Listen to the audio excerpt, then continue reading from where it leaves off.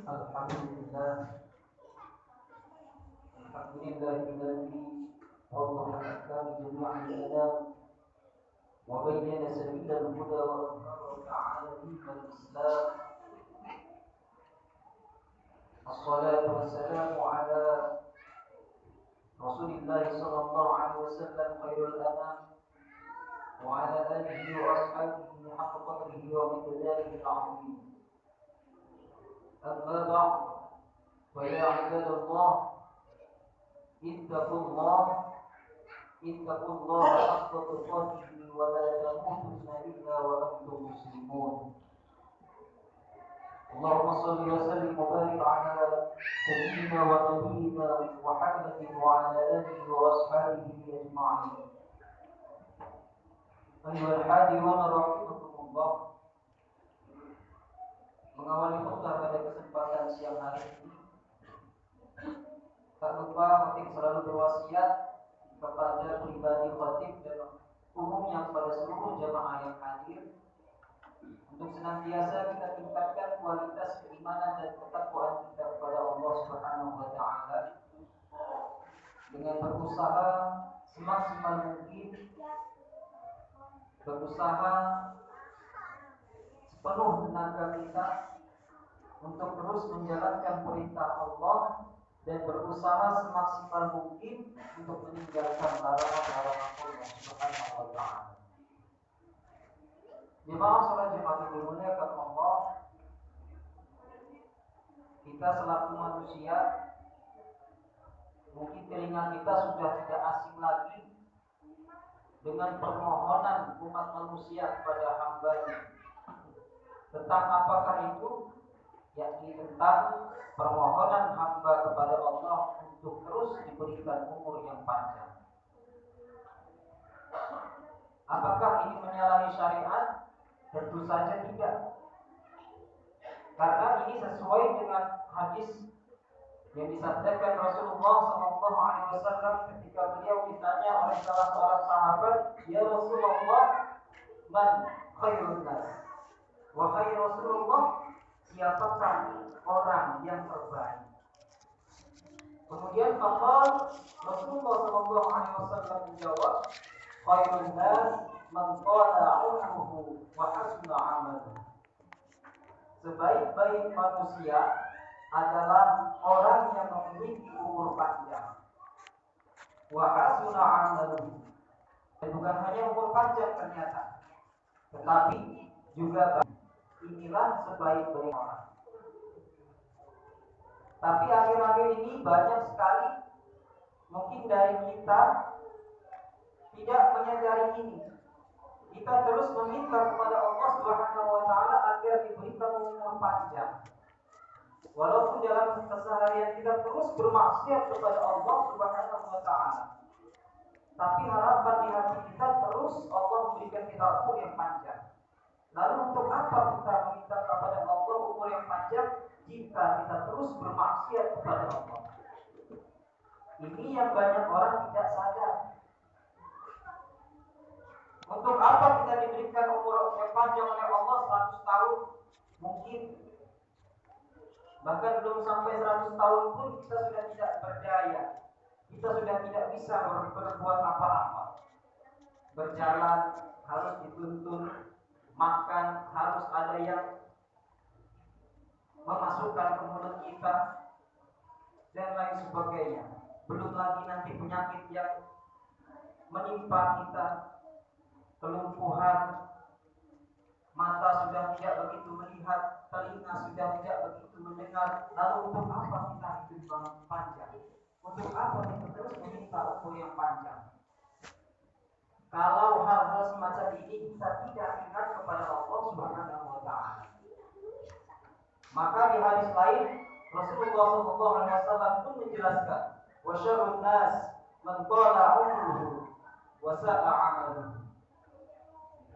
Kata Rasulullah, dan seburuk-buruknya manusia adalah man qala umruhu, barang siapa yang memiliki umur panjang, wa sa'a 'amaluhu, dan perangainya buruk, perbuatannya buruk, terus bermaksiat kepada Allah Subhanahu wa taala.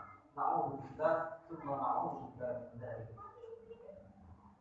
Maka dari itu hadirin rahimakumullah, dari sini saya mengingatkan kepada pribadi saya dan umumnya kepada seluruh jemaah, mari terus kita tingkatkan keimanan kita kepada Allah Subhanahu wa taala. Karena apa? Dengan iman itulah nanti kita akan diberikan sejatinya umur yang panjang oleh Allah Subhanahu wa taala. Karena sejatinya umur yang panjang oleh Allah bukan hanya diberikan waktu yang panjang, hidup beratus-ratus tahun, bukan hanya itu ternyata. Tetapi umur yang panjang adalah tatkala umur yang diberikan oleh Allah terus membawa keberkahan bagi dirinya. Dalam arti lain, umur yang berapapun diberikan oleh Allah, tatkala itu digunakan di jalan Allah, digunakan untuk terus berkhidmat, terus menghamba kepada Allah, maka itulah sejatinya umur yang panjang. Imam Abu Muhammad Ibn Idris Asy-Syafi'i atau yang kita kenal dengan Imam Asy-Syafi'i, beliau tidak diberikan umur sampai 100 tahun. Beliau hanya kurang lebih 56 tahun hidup di dunia. Tapi karya yang dibawa oleh Imam Syafi'i sampai sekarang masih dipakai oleh umat manusia di penjuru dunia. Karya-karyanya antara lain ketika Imam Syafi'i memberi surat kepada salah seorang raja, dan surat itu menjadi kitab yang sangat fenomenal, kitab usul fikih yang sangat terkenal, diambil dari bahasa Arab yang artinya surat, dan nama itu dipakai sebagai nama kitab usul fikih karya Imam Syafi'i, yakni Ar-Risalah.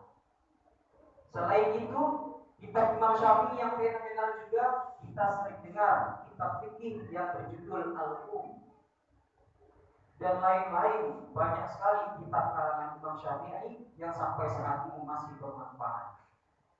Umur tidak panjang, tetapi kehidupannya berkah, selalu bermanfaat, selalu ada Allah di situ. Maka itulah sejatinya umur yang panjang.